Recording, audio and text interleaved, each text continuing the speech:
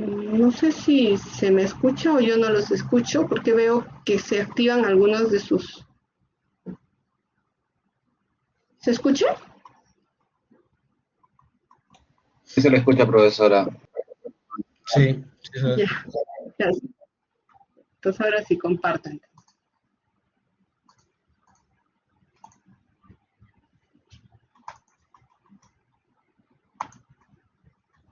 Ok, nuevamente entramos al análisis de estabilidad de taludes que habíamos comentado la clase anterior. Voy a pasar rápida a las primeras diapositivas que tocamos, ¿no?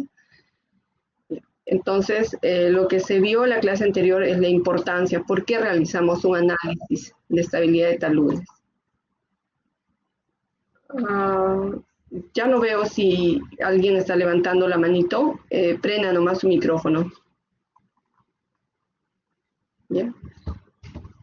Y si había colocado algunas referencias, por ejemplo, de la presa de San Fernando, que tras el sismo del 9 de febrero de 1971 tuvo diferentes tipos de fallas, ¿no? Entonces el análisis que se realiza no solamente es en condiciones estáticas, sino tiene que realizarse en condiciones dinámicas.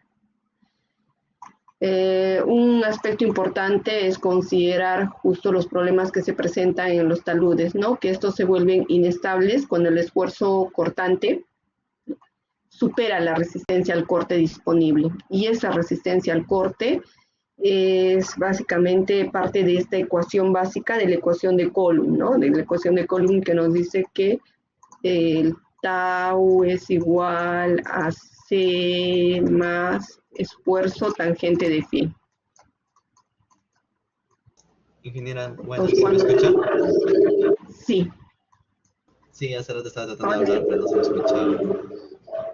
Ingeniera, sí, lo que pasa es de que ahorita varios de nosotros estamos también en otra clase que es métodos numéricos de suelos. Y es por ello que la gente o la mayoría no quería que la clase fuera hasta ahora, porque se nos Ah, cruza con... caramba. No Sí, tenía la información. Lo que voy a hacer es, voy a terminar solamente estas diapositivas y pues queda grabada la clase, ¿no? Entonces ya les sirve a sí, todos para que lo puedan ver en cualquier momento, sí, ¿ya? ingeniera, en nuestro caso nosotros hemos centrado, bueno, más que todo también porque teníamos una duda en el trabajo final, por ejemplo, el tema de que si nos puede explicar cómo es para solicitar el, con Sensico, cómo es para solicitar el espectro de aceleración, ¿no? Si nos puede explicar usted con, o sea, para seguirle el paso en ese detalle. El espectro de aceleración. Lo podemos ver cuando llegue a esa parte. ¿Ya? Porque hay una parte donde hablamos de espectro y entonces ahí les voy a mostrar.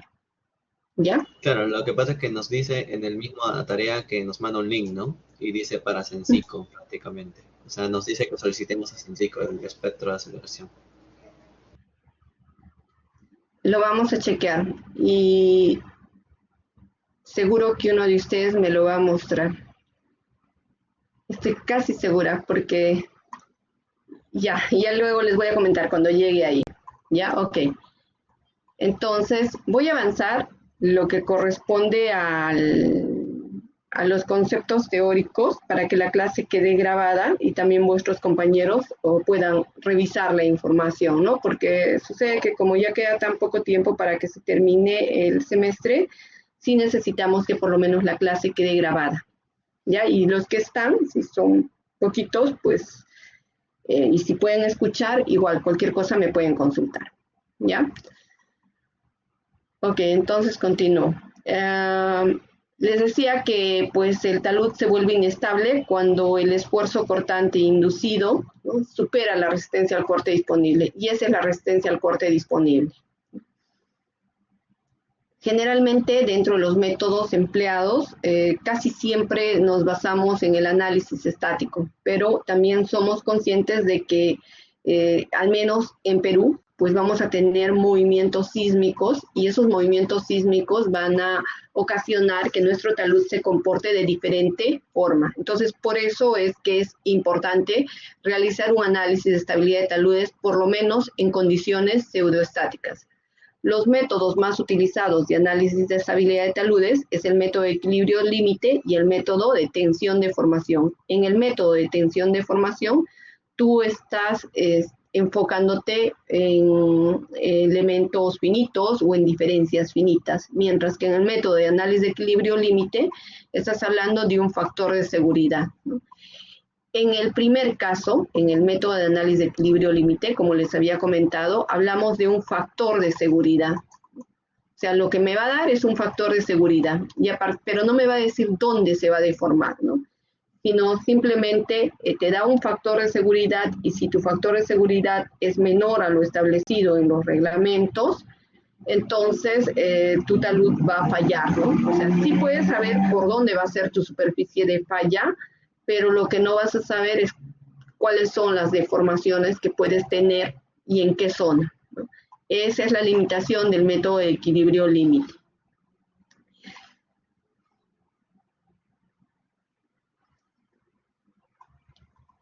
Ahora, dentro del método de equilibrio límite, también es muy importante que consideres qué tipo de falla puedes tener. Puedes tener una falla planar, como se ve al inicio, una falla por el método de cuña, una falla por el método de dovelas o otro tipo de falla en taludes heterogéneos. Entonces, en estos casos, por ejemplo, para vuestros trabajos, sí es importante saber qué tipo de falla van a considerar, ¿no? Y en función de eso se selecciona el método. Aunque me parece que en el trabajo ya les hemos puesto selecciona el método de Spencer, ¿no? Porque de repente es mucho más abierto para diferentes tipos de falla, ¿no? Ese es el análisis de equilibrio límite. Ahora, cuando tú hablas del análisis de esfuerzo de formación, entonces estás planteando, por ejemplo, trabajar con un método de elementos finitos. Entonces, ¿qué te va a dar? Te va a dar los esfuerzos y las deformaciones. Pero el detalle es que tú necesitas mayor información para tener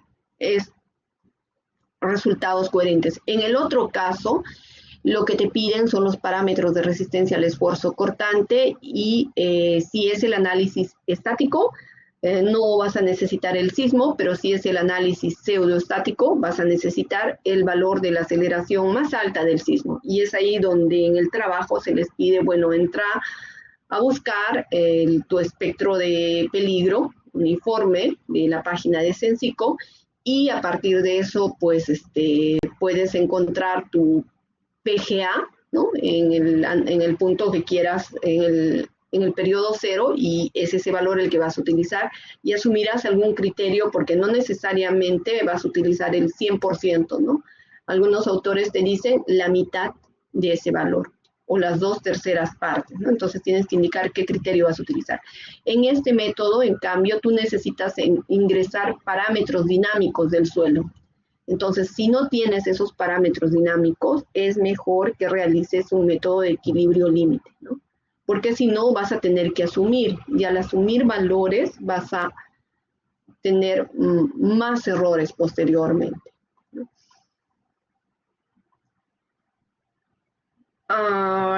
¿Qué otra cosa más?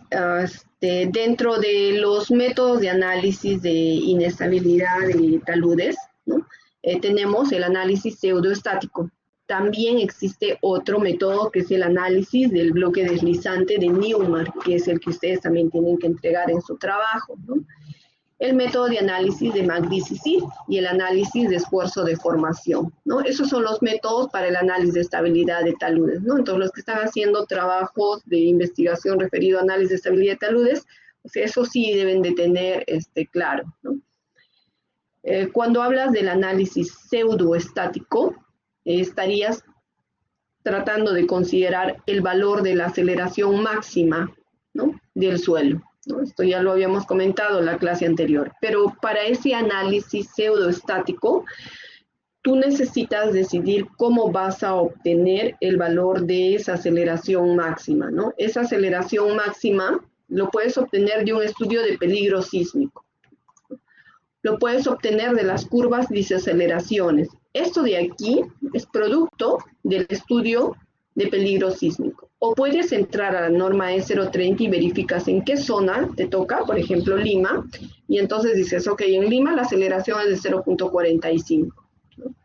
Ahora, ¿qué tienes que hacer para ingresar a la página de Censico. Nada, solamente escribir, ¿no? Peligro sísmico o plataforma de peligro sísmico en Censico. Entonces, a ver, voy a regresar y no sé quién de ustedes quiera ganarse un punto para su examen. El examen que tienen que darlo la próxima semana. ¿Qué tienen que hacer para ganarse un punto en el examen? Ya, entren a la página web que dice determinación de peligro sísmico de Censico, ¿no? Y van a mostrar y van a colocar las coordenadas de alguno de los puntos de la Costa Verde. En la página, cuando tú ingreses, te va a pedir tus datos, te va a decir, dame tu DNI, con qué, en qué condición estás. Y luego inmediatamente te va a dar acceso. ¿Ok? ¿Alguno de ustedes quiere hacer el intento? Ok, Joel, te voy a dar la opción de presentador. ¿Ya? Convertir en presentador. Buenas noches, comparto pantalla. Listo, comparte pantalla.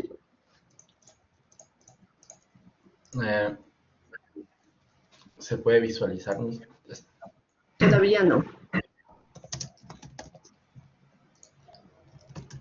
¿Listo? Muy bien. Entonces, tienes que poner la fecha de nacimiento.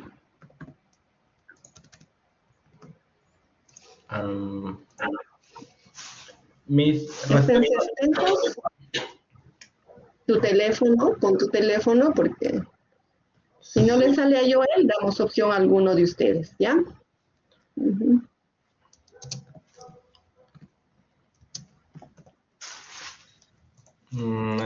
Estudiante, imagino, ¿no? Estudiante. Estudiante.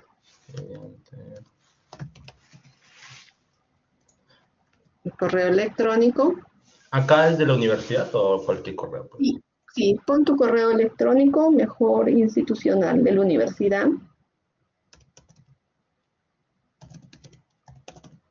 Ya. Institución, UPC. ¿Completo o así no? Creo que te acepta. Y fines académicos, ponle.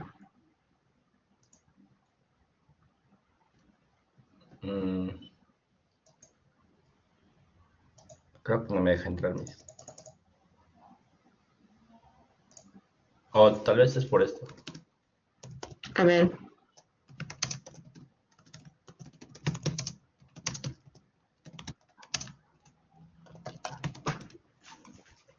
Ok, le damos un minuto más a Joel. Creo que no me deja entrar. No le deja acceder, ¿no? A ver, tenemos primero a Maricielo y luego a Luis Ángel. Le voy a dar opción a Maricielo que ingrese. Creo que ya Convertir en ingresó. presentador. ¿Ya ¿Ya ingresó? ingresó? Ok, ¿Sí? ya ingresó. Ya. Ok. Ahora, ubica Lima. Amplía, haz un zoom. Ubica Lima. Ok. Y ubícate en algún punto de la Costa Verde.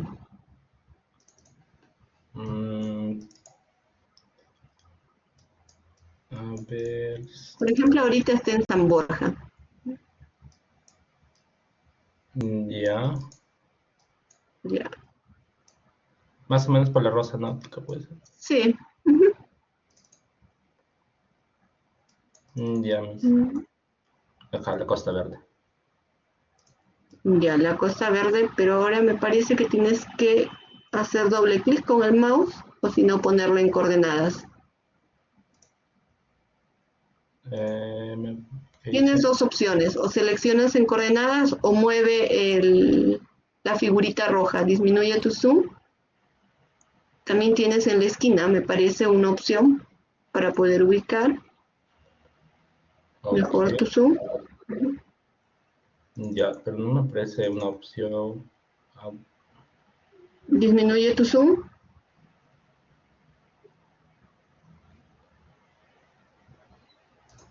Ubica el que tienes que ubicar la actual ubicación que te está dando, el icono de actual ubicación. El Ya, sí, no se preocupe. Ya entendí. Ya, muévelo. Algo así. Listo. Ajá, ya, Ya, más o menos acá. ya está. Y ahora pon OK. Ya, selecciona coordenadas. Listo. Sí, Ujú. ya. Sube a la parte y pones espectro de peligro uniforme. Aquí. Listo, ese es tu espectro. ¿Cuál es tu PGA en cero? Ajá, en el punto cero. 0.28 PGA. Cero, ya. 20. Pero marca para 475 años. Eso es para 100 años. Ahora hazle un clic en 475 años. Arriba tienes 475. Hazle un clic. Sí, ya. Entonces, para 475 años, 0, 0.466. sí, 0.47 aproximadamente. Listo, eso era Oscar. No sé si tienes todavía alguna duda, Oscar. Todo claro, ingeniero, muchas gracias. Ingeniero, Ya, una consulta. Respecto al sí, análisis pseudoestático, vamos a tomar este valor de PGA, ¿verdad? Pero esto sería solo para la componente horizontal, ¿verdad? ¿O estoy equivocado? sí. Para la componente vertical, recuerda que la teoría te dice que tienes que disminuir ese valor, ¿no? Claro, un porcentaje, Incluso ¿verdad? para la componente horizontal no deberíamos de tomar el total, porque recuerden que ese valor máximo normalmente se da a veces en un solo pico. Y entonces, a veces, como por ejemplo en el caso de la ecuación, se toma solo el 65% de ese valor, ¿no? Que son las 2/3 partes de ese valor. Eso lo ¿Ok? sustentaríamos con una bibliografía. Perfecto. Con una bibliografía indicas el criterio que estás considerando. ¿Ya? Y respecto a la componente vertical, también sería un porcentaje, ¿verdad? Sí, sí. Ahora, Ok, un criterio que pueden considerar, hemos trabajado bastante en el tema de tratamiento de señales, ¿no? Entonces, si ustedes ven claro. la señal que les tocó procesar, pueden ver cuál es la relación que tienen entre la componente horizontal y la componente vertical. Y ese también puede ser otro criterio, ¿no? La división de componentes. Sí. Ok, Ajá. Divides y dices, mira, entonces la vertical representa el 50% de mi horizontal. Entonces ese criterio también puedes considerar. ok, ¿Ya? bien entendido. Entonces, Muchas gracias. listo. Voy a Puedo dejar como continuar. Entonces, sí, sí, gracias. Entonces yo y del Wacre se ganó un puntito. ¿Ya? ¿Qué les sugiero? Siempre hay que ser atrevidos en la vida y curiosos, ¿no? O sea, no hay que tener miedo, digamos, a encontrar algún valor. Eso ayuda mucho, ¿no? Porque lo peor que te puede pasar es que no lo encuentres y no pasó nada, ¿no? Ingeniera, ¿de ahí se exporta o solo se usa ese dato? ¿Cómo es esa Solo cuestión? se usa ese dato, porque no vas a hacer tu análisis dinámico, tiempo-historia, ¿no? Sino estás haciendo el análisis pseudoestático, ¿ya? Entonces, lo que ustedes hicieron es buscar justamente una de estas componentes de isoaceleraciones de un punto. Y ya encontraron, ¿no? Entonces, ¿y por qué estamos trabajando para un periodo de retorno de 475 años? Nos estamos un poco adecuando a la norma es 0.30, o sea, estamos asumiendo que cada 475 años probablemente ocurriría un sismo, ¿no? Para una vida útil aproximadamente de 50 años. Tiene muchas desventajas el análisis pseudoestático, ¿no? Porque es un único valor que das, es una constante, ¿no? La de experiencia ha demostrado que el análisis pseudoestático puede ser no confiable para los suelos que acumulan grandes presiones intersticiales, ¿no? Pero que no sería el caso de la Costa Verde porque no tenemos nosotros nivel freático. Ya. Entonces, a raíz de las desventajas del análisis pseudoestático, porque con el análisis pseudoestático solamente estás hablando de un factor de seguridad. Sí. Por ejemplo, aquí están los valores de esas constantes que han sido utilizadas en otros países, ¿no? 0.10, miren, en Japón se utiliza 0.20. Ahora, si ustedes recuerdan, el valor que les sale era 0. Digamos que sea 0.45. Entonces, 0.20, ¿qué porcentaje es de ese 0.45? Si ustedes revisan el libro de Ingeniería Geotécnica Sísmica del profesor Jorge Alburtado, en este libro ustedes van a encontrar bastantes referencias de los factores que se utilizan justamente para este tipo de análisis, ¿no? O sea, los criterios que se están utilizando. Uno, para la componente horizontal y dos, para la componente vertical. ¿Ya? Otro método que no te va a dar factor de seguridad, pero sí te va a dar la deformación máxima o el desplazamiento máximo, porque esa es otra cosa que nos interesa mucho, es el método de Newman, ¿no? Pero para el método de Newman debes determinar una aceleración crítica, ¿no? ¿Y cómo vas a determinar esa aceleración crítica? Vas a utilizar tu modelo que sacas del slide, ¿no? ¿Ok? Y para un factor de seguridad 1, ¿con qué aceleración, con qué coeficiente de aceleración trabajaste? Recuerda que al inicio tú estás ingresando un valor de aceleración, ¿no? Ahora vas a hacer el proceso de verificar para que te salga tu factor de seguridad 1 en el programa, qué valor de aceleración tendrías que darle, ¿no? Entonces, esa aceleración es la que a ti te va a interesar, ¿no? Y te va a servir de referencia. ¿Por qué? Porque ahora sí vas a ingresarle un registro sísmico, ¿no? Que también se les ha dado a ustedes un registro sísmico. Entonces, en ese registro sísmico vas a marcar todos los valores que son superiores a ese valor de aceleración, tu aceleración de fluencia que le das. Y entonces, de todos estos valores, por ejemplo, en este caso, de este tramo, solamente de esos vas a integrar y vas a saber la velocidad. Vas a integrar y vas a saber el desplazamiento. De hecho, que primero tienes que hacer el tratamiento de tu señal. Ahora, si se han dado cuenta, un aspecto importante en esta parte dinámica del suelo es que aprendas a realizar bien el tratamiento de señales, ¿no? Tu corrección por línea base, tu filtrado previamente, ¿no? Porque si no también induces a errores. Ahora, ¿cómo vas a realizar esta doble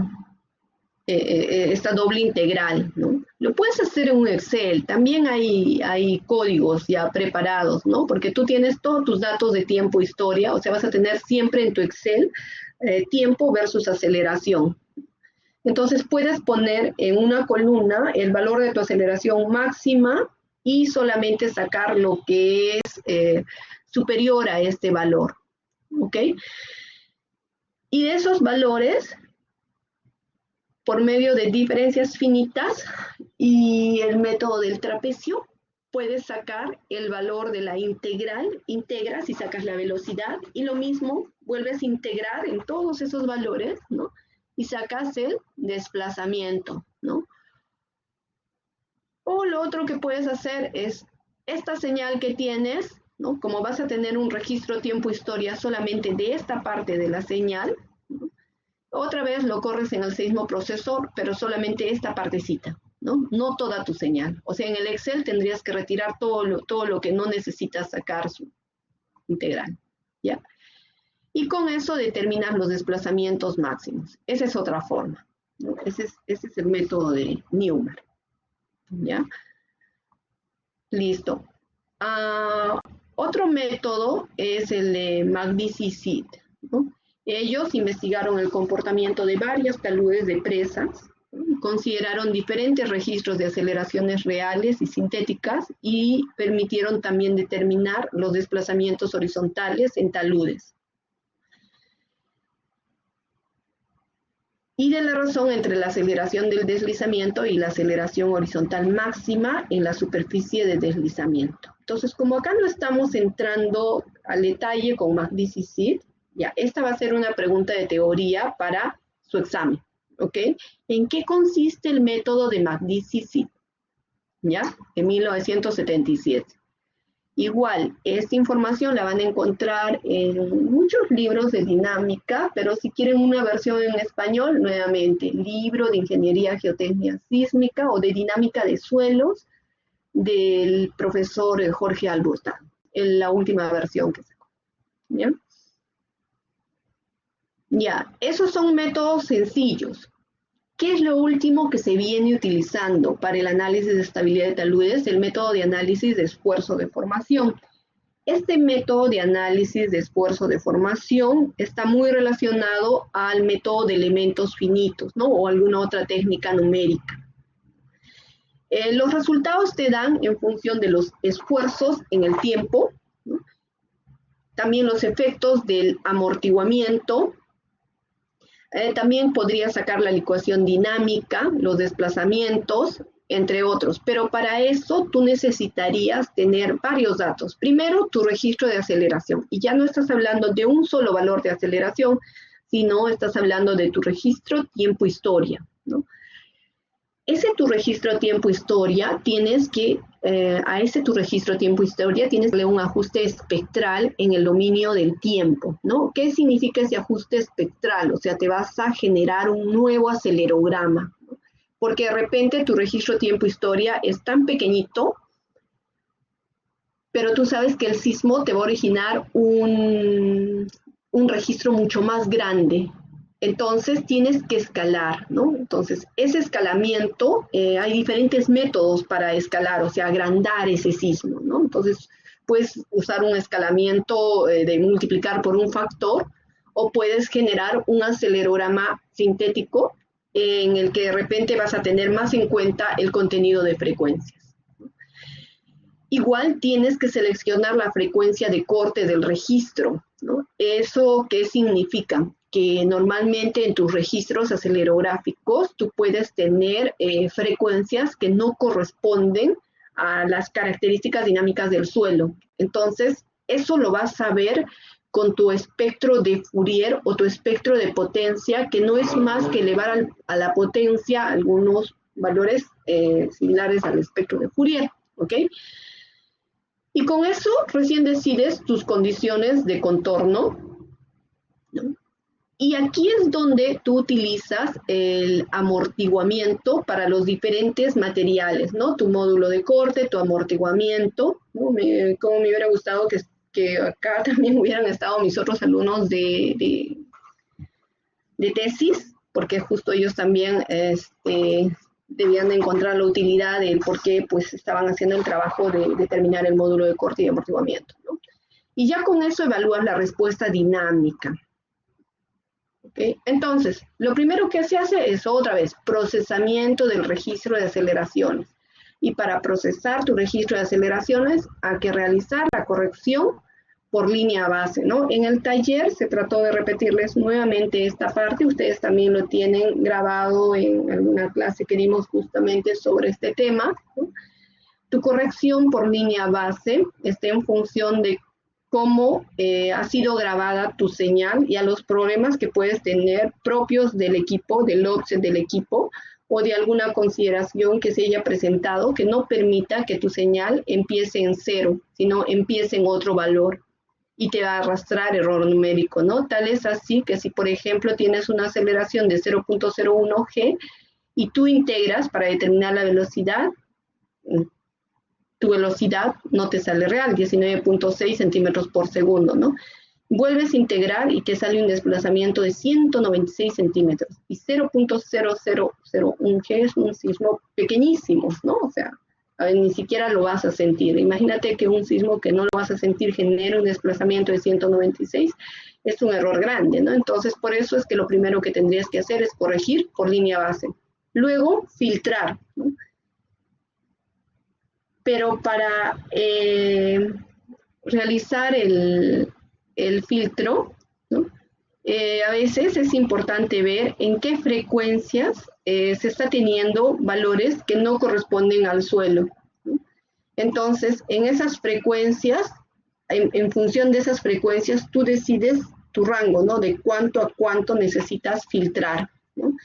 Entonces, en el espectro de potencia, a veces se nota más, porque su mismo nombre indica, ¿no? Potencia. Entonces, te eleva a la potencia todos los resultados que estás obteniendo en tu espectro de Fourier.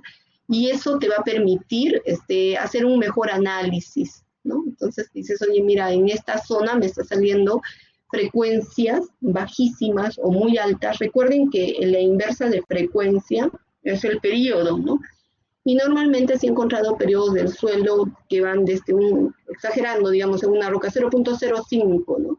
Y en un suelo de repente muy blando puedes llegar a 10 segundos. Entonces, si tú sacas la inversa, vas a tener las frecuencias. Entonces, todo lo que esté dentro de esos rangos corresponde al suelo y fuera de esos rangos no corresponde al suelo. Y entonces ahí tendrías que hacer tu filtrado de tu señal, ¿no? Recuerden que en el Seismoprocessor estamos utilizando el filtro Butterworth y también en el taller se hizo un poco la demostración de ese proceso largo de este filtro del Butterworth, ¿no? Pero que ustedes en el programa lo tienen aplicando un solo botón, ya tienes el filtro, solamente tienes que definir los rangos, ¿no? Ya, cuando ya tienes una señal correcta, adecuada, entonces recién realizas tu ajuste espectral en el dominio del tiempo, ¿no? Y pues puedes utilizar en estos casos un espectro uniforme, que es el que ustedes han visto en la plataforma de Sensico, ¿no? Tienes un espectro de peligro uniforme. Se denomina así porque se saca ese espectro de un estudio de peligro sísmico, ¿no? Entonces, lo que podrías hacer es, como vas a hacer tu modelamiento de repente y quieres saber cuánto se va a amplificar y puedes realizar de repente tu espectro de peligro uniforme para una roca, ¿no? Y tienes una señal real, entonces puedes ajustar, ¿no? Esa tu señal, ¿no? Puedes ajustar ese espectro que estás obteniendo, esa tu señal a ese espectro que estás obteniendo, ¿no? Entonces, hay un método que luego de que ajustas, te permite regresar esa información a un registro tiempo-historia, porque recuerden que del registro tiempo-historia tú sacas el espectro de respuesta y el espectro de Fourier. Entonces, en este método del acelerograma sintético, estás haciendo el proceso inverso. Primero, ajustas tu señal a un espectro de peligro uniforme, ¿no? Y a partir de ese ajuste regresas a obtener el registro tiempo-historia. Ese es un acelerograma sintético, ¿no? Entonces, ¿pero para qué necesitas todo eso? Todo eso necesitas para ingresar tus datos a tu modelo, ¿no? Porque tú necesitas ingresar un sismo en la base, ¿no? Y ese sismo en la base, si por ejemplo estás analizando cuánto se va a amplificar, quieres saber cuánto se va a amplificar desde el momento en que se produce el sismo hacia el suelo, entonces sabes que el sismo se produce en roca, entonces tendrás que utilizarlo en roca, ¿no? ¿Ok? Tendrás que conseguir ese sismo en roca, ¿no? Pero si por ejemplo tienes una presa y toda la presa está cimentada en una roca, también te va a servir lo mismo, ¿no? Entonces estás haciendo todo ese procedimiento para ingresar tu registro sísmico en la base, ¿no? Y saber cuál es el contenido de frecuencias que vas a ingresar. Entonces, todo ese tratamiento es simplemente para ingresar tu señal. Pero, ¿qué más necesitas? Necesitas tu módulo de corte, necesitas tus velocidades de ondas de corte, ¿no? Necesitas tu peso unitario del material. Cuando hablamos del módulo de corte, que se vio en la primera parte de este curso, ¿no? En el módulo de corte te sirve justamente para este tipo de análisis. Y de hecho que en el Deep Soil, ustedes también utilizaron el módulo de corte. El módulo de corte normalizado significa que divides ese módulo de corte entre su G máximo. ¿Okay? Y tienes diferentes autores que han hecho sus propuestas ensayando en arenas, en arcillas, en gravas, ¿no? Entonces uno tiene que decir, ¿cómo se saca esos módulos de corte? Tendrías que tener ensayos, por ejemplo, triaxial cíclico, o podrías tener el ensayo de columna resonante. El detalle es que el ensayo de columna resonante solamente te va a servir para deformaciones pequeñas, mientras que el triaxial cíclico para deformaciones grandes. O sea, con el triaxial cíclico vas a obtener esta parte y con la columna resonante pues puedes obtenerlas para deformaciones pequeñas, ¿no? Y también recuerden que había todo un procedimiento para determinar el amortiguamiento. Y ya con eso es que realmente realizas la evaluación de la respuesta dinámica, ¿no? Y ingresando toda esa información es que tú puedes verificar qué deformaciones se producen, qué esfuerzos se producen, en qué zona vas a tener mayores esfuerzos, en qué zona vas a tener mayores deformaciones, ¿no? Ese es el análisis sísmico, considerando el método de esfuerzo-deformación, ¿no? Entonces, si ustedes se dan cuenta, estos métodos necesitan mayor cantidad de datos. ¿Y qué pasa si no tienes esos datos? Es mejor hacer un método más sencillo, ¿no? Como es el método de equilibrio límite, donde necesitas los parámetros de resistencia y el valor de la aceleración, un único valor, ¿no? A partir de eso, si tuvieras toda la información para hacer un análisis de esfuerzo de formación, entonces sí podrías obtener los desplazamientos en los diferentes puntos de la presa, ¿no? Versus las desplazamientos versus los esfuerzos, ¿no? Versus el tiempo, y hacer las simulaciones que necesiten, ¿no? Ya considerando también la presión de poros, entre otros, ¿no? Eso sería todo. No sé si tienen más bien alguna consulta. Sí, yo tengo una consulta. Ese último gráfico, ¿a qué software corresponde? Se ve bastante interesante. ¿A qué software? Sí, el análisis de desplazamientos me parece que era. Ajá. Sí, mira, este análisis de elementos finitos, hay muchos programas. Por ejemplo, el Plaxis te hace este análisis, ¿no? Y también dentro del GeoStudio tienes el Quake, y el Quake también te hace ese análisis. Ok, Miss, muchas gracias. Miss, tengo una consulta, no sé si puedo compartir pantalla algo rápido con el slide. Yo ya lo tenía. A ver. Sí. Ya, voy a compartir.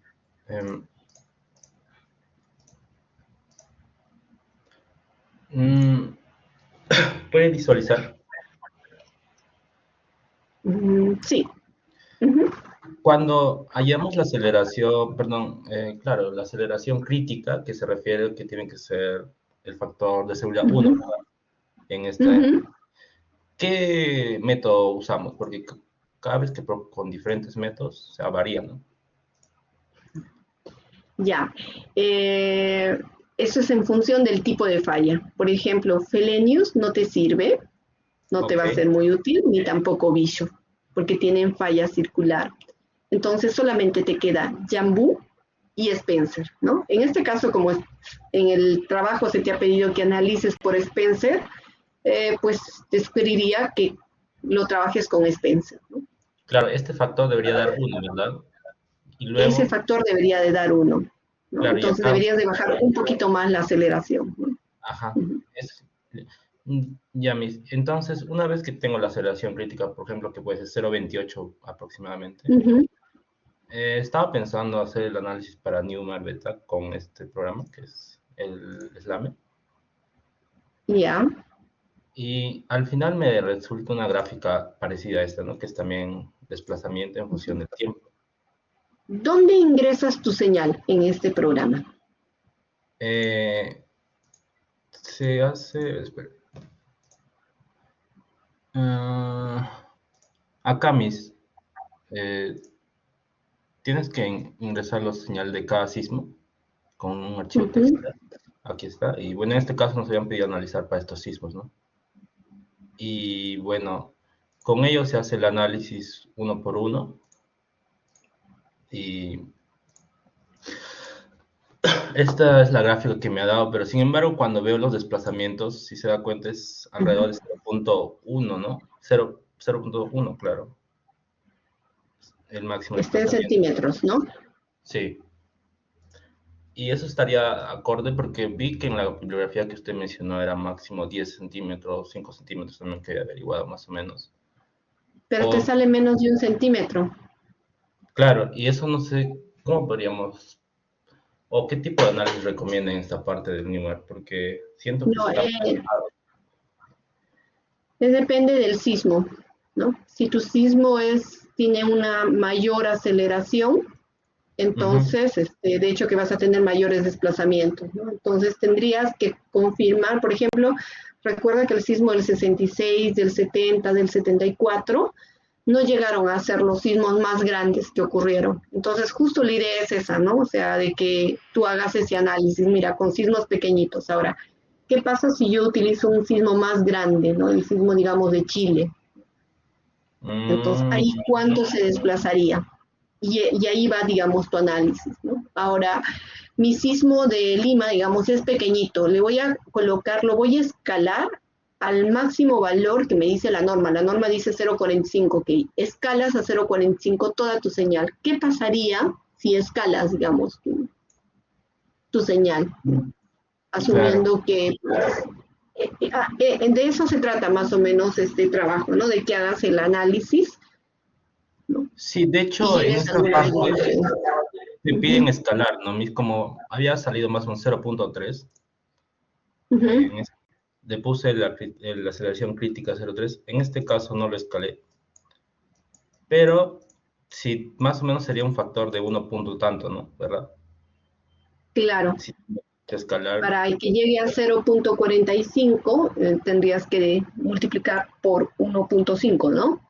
claro, más o menos 1.5, y con ello ya me Ah, daría acá, de hecho, acá el desplazamiento se hace con un bloque rígido y me salió más o menos claro, 0.5. entonces en tu informe lo que tú tendrías que indicar, lo que tu grupo tendría que indicar es con el sismo que ocurrió en el año 66, se hubiera tenido un desplazamiento de menos de 1 centímetro, o sea, no hubiera pasado nada, no hubieras tenido de repente mayores problemas.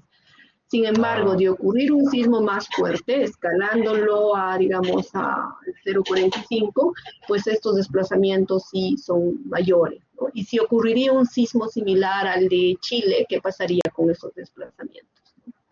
claro, de hecho, a nosotros nos tocó en la TA2, TA3, creo que el sismo de Chile, de Maule, y con eso Ujú, sí, los desplazamientos serían más notables, ¿verdad? claro, Ok, claro. ya entendí. Luego hacemos una Ok. comparación y en eso quedaría más o menos el informe, ¿verdad? Sí, Consiste. ese es el informe. Ujú. Más bien, si de repente les compartes a tus compañeros el programa, creo que les facilitarías bastante por el tema del tiempo. Sí, Miss, no hay problema. Ujú. Listo, Ok. chicos. Bueno, yo creo que en todo caso ahí nos quedamos y el día sábado ya terminamos con la última diapositiva y comienzan ustedes con las exposiciones. ¿Ya? Ah, sí, responder también, Miss, entonces. Sí, tienen que exponer. Dime, Luis.